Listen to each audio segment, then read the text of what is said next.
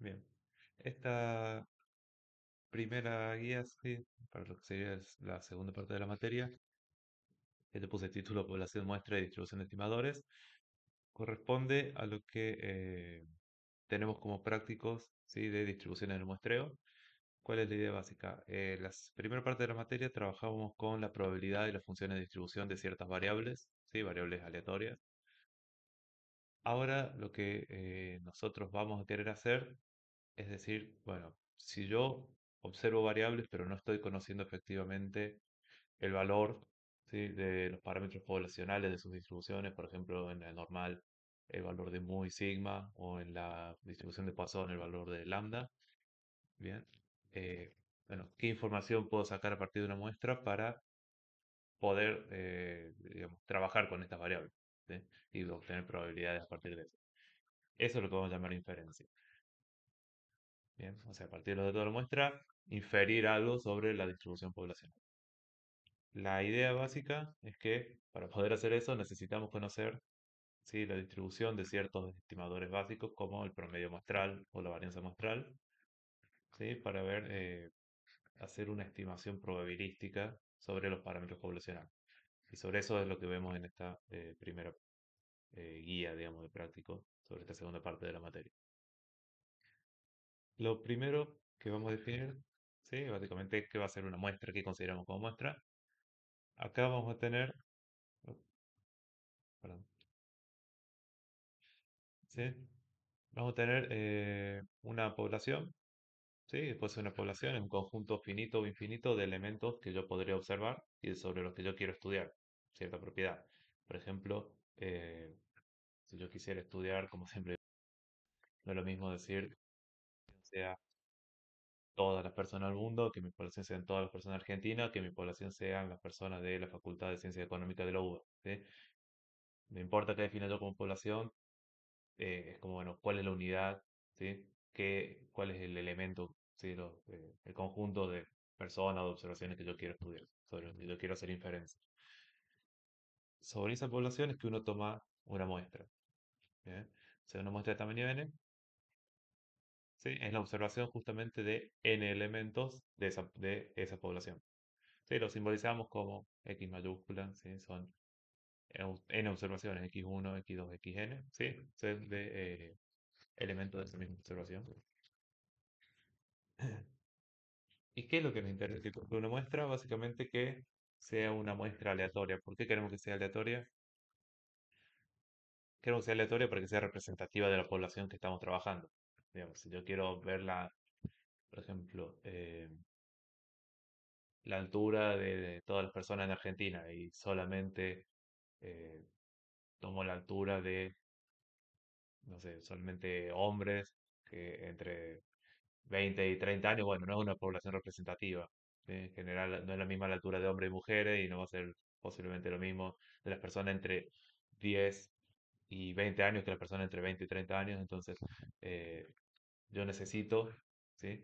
Que la muestra sea representativa. Para eso vamos a tomar dos criterios, ¿sí? Lo primero es que las muestras sean independientes entre sí, las observaciones. Sí, o sea, que no haya algo que me diga, bueno, yo es más probable que si yo observé primero un hombre, después observé otro hombre, después otro, ¿sí? Sino que la probabilidad de que yo observe a cierta persona no se ve modificada si yo observé o no, por ejemplo, a la persona que está al lado, ¿bien? Que sea completamente aleatorio. Eso es el primer requisito que tenemos, son requisitos formales, no los vamos a tener que probar. Y el segundo es que todas las observaciones tengan la misma distribución. ¿Qué es lo que nos asegura esto? Que bueno, que estamos trabajando sobre la misma población. Y la población es homogénea, entonces si yo saco datos, todos los datos me van a estar aportando información sobre la misma distribución de probabilidad. Si ese no fuera el caso, por ejemplo, si yo quiero sacar la altura promedio y supongo que hombres y mujeres tienen distinta altura promedio, bueno, no me serviría tanto, ¿sí? Estar mezclando las dos observaciones, a no ser que yo quiera una altura general, ¿sí? Pero en ese caso tengo que estar definiendo bien ese tipo de cosas. Eh, pero bueno, es un criterio, digamos, más teórico, no lo vamos a estar probando ni nada, solamente son las dos cosas que queremos, que bueno, la muestra sea aleatoria y sea representativa de la población que yo voy a estar estudiando. ¿Sí? Si se cumple eso, lo que vamos a decir es que, bueno, es una muestra aleatoria, y que las observaciones son I y D, o sea, independientes, primer criterio, y que sean idénticamente distribuidas, por el segundo criterio, ¿sí? En base de muestra, ¿sí? Lo que nosotros queríamos era justamente el valor de los parámetros. El parámetro, como dice ahí, es una caracterización numérica de la distribución de probabilidad, ¿sí? Que te da, bueno, es uno de los parámetros, ¿sí? De las distribuciones de densidad o de probabilidad, ¿sí? De la característica que a mí me está interesando. Por ejemplo, como digo ahí en la normal, mu y sigma o sigma al cuadrado son los parámetros de esa distribución. La forma y cómo acumula probabilidad de la distribución depende de mu y sigma al cuadrado. ¿Cuál es el problema? Cuando yo estoy observando, si supongo que la altura de las personas tiene distribución normal, yo no conozco los valores de mu y sigma. Los puedo suponer o puedo hacer una estimación, pero no los conozco a ciencia cierta. Entonces, eso es lo que nosotros vamos a tratar de averiguar, ¿sí? Ver cómo llegamos a esa aproximación. Para eso, ¿sí? Lo que se utiliza justamente estas funciones llamadas estadísticos o estadígrafos. ¿Sí? La definición de un estadístico es básicamente una función de las observaciones y de la variable aleatoria. ¿Sí? Básicamente una función de las cosas que yo observo en mi muestra, con la condición de que no contenga, ¿sí? Parámetros desconocidos. O sea, todo lo que yo pueda tener en mi muestra que sea conocido puede ir al estadístico, pero si hay algo desconocido, bueno, el estadístico ya no lo puedo calcular, deja de ser un estadístico. Por ejemplo, si yo quisiera calcular la varianza, la fórmula de la varianza general para una población es esta que está ahí en el cuadrito rojo, en el cuadrito, esa fórmula que puse en la diapositiva. Pero ¿cuál es el problema? Yo no conozco el valor de mu. ¿Sí? O sea, si yo conozco mu, puedo calcular eso y ya está, tengo un estadístico que es representativo de la varianza. Pero si no conozco mu, eso no es un estadístico porque no lo voy a poder calcular, ¿sí? Entonces no me está sirviendo. Entonces, de nuevo, puedo agarrar cualquier función, ¿sí? Las variables aleatorias, la única condición, bueno, que tenga solo los valores de los parámetros conocidos, ¿sí? O ningún parámetro si no conozco ningún parámetro. En base a eso, decimos que cuando hacemos inferencia, ¿sí? Es el proceso de utilizar los estadísticos muestrales, o sea, la información que nos trae la muestra, para estimar los valores de los parámetros potenciales, ¿sí? No solo se sirve para estimar parámetros, pero bueno, acá lo vamos a trabajar para los parámetros, ¿sí? ¿Cuál es la idea? Yo quiero sacar información sobre el verdadero valor de mu o de sigma, ¿sí? En base a los datos de la muestra. ¿Bien? Y una vez que yo hago eso, ¿para qué me sirve? Bueno, puedo hacer estadística descriptiva, así, bueno, cuál sería el promedio, pero también puedo hacer, por ejemplo, utilizar ya una vez que estimo el verdadero valor de mu con cierta probabilidad, lo puedo usar para usar la función de distribución con un mu conocido, por así decirlo. ¿Sí? Entonces, ese es el interés que nos tenemos en este caso. Una herramienta, que esto es lo que nos va a interesar en este capítulo, es la distribución de muestreo. ¿Sí? Decimos que la distribución de muestreo de un estadístico es la distribución, ¿sí? Que se puede obtener como resultado de un número infinito de muestras aleatorias que provienen de la población entera. ¿Sí? Cada una de esta manera. ¿Cuál es la idea? Es como, bueno, cada vez que yo obtengo un estadístico, ¿sí? El estadístico es una función. Cada vez que yo obtengo una muestra, puedo calcular un valor distinto para ese estadístico. Por ejemplo, el promedio. ¿Sí? Yo digo, eh, cada vez que voy a la Facultad de Ciencias Económicas, ¿sí? Me interesa saber la altura de las personas de la Facultad de Ciencias Económicas, voy y saco una muestra de tamaño 100. ¿Sí? Esa muestra de tamaño 100 me puede dar una altura promedio de 1,70. Pero si voy y saco otra muestra de nuevo, me da una altura de 1,75. Otra muestra más, 1,73. Otra muestra más, 1,60. Otra muestra más, no sé, 2 metros 10, justo, o sea, que la gente alta. Sí puede pasar esas cosas. Y la idea es que, entonces, el parámetro, digamos, el estimador muestral, promedio muestral, X barra, ¿sí? Va a tener una distribución. ¿Sí? Y eso es lo que nosotros queremos estudiar ahora, qué distribución va a seguir cada uno de los parámetros. ¿Sí? Los parámetros que vamos a los estadísticos, ¿sí? Más usuales y en general los que se ven en todos los cursos introductorios de estadística, los que vamos a ver ahora son, por un lado, la media muestral, X barra, que es simplemente el promedio, ¿sí? La suma de las observaciones x sub i dividido n. La varianza muestral, bueno, es un estimador de la varianza, ¿eh? S al cuadrado es lo que se llama estimador insesgado de la varianza cuando no conozco mu. Bien. Es la suma de x sub i menos x barra al cuadrado dividido n menos 1, si ese es un factor de corrección de la varianza. Si yo conozco mu, puedo estimarlo como ese tilde, ¿sí? Con ese firulete arriba, digamos, que es x sub i menos mu al cuadrado dividido n, ¿sí? Ahí no hace falta corregirlo por sesgado. Y la proporción muestral, ¿sí? Cuando yo tengo una muestra binomial, recuerden que el binomial era, bueno, cantidad de observaciones que cumplen cierto requisito, ¿sí? Entonces, X es cantidad de personas que votaron a tal candidato, por ejemplo. Divido N, que es el total de la muestra, me dice la proporción de la muestra que votó a tal candidato. Bien, por eso la proporción muestral P sobre V. La primera distribución que tenemos es para trabajar con X barra y S. ¿Sí? Decimos que si la variable X tiene distribución normal, ¿sí?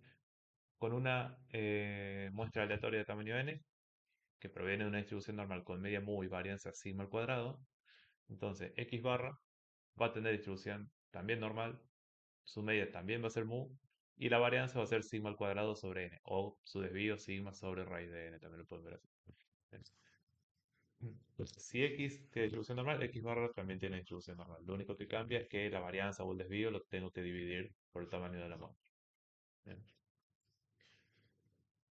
La s al cuadrado, sí, la varianza muestral, no tiene una distribución específica, pero si yo la modifico, si hago n menos 1 s al cuadrado sobre sigma al cuadrado, eso tiene distribución chi cuadrado con n menos 1 grado de libertad. ¿Bien? Sí. Y si yo agarro el estimador de mu conocida, ¿sí? De segundo con mu conocida,